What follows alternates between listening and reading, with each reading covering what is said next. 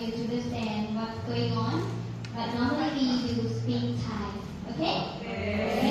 ค่ะก็อาจจะมีการสอนภาษานิดหน่อยมือปลานะคะเพราะว่ามีแฟนๆจากมีมาด้วยนะคะ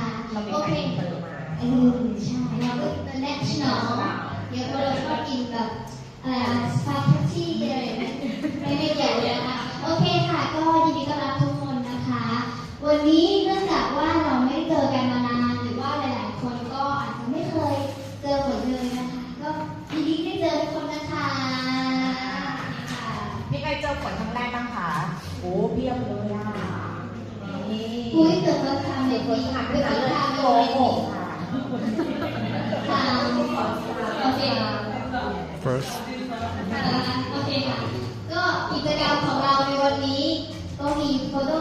1:1ไปแล้ว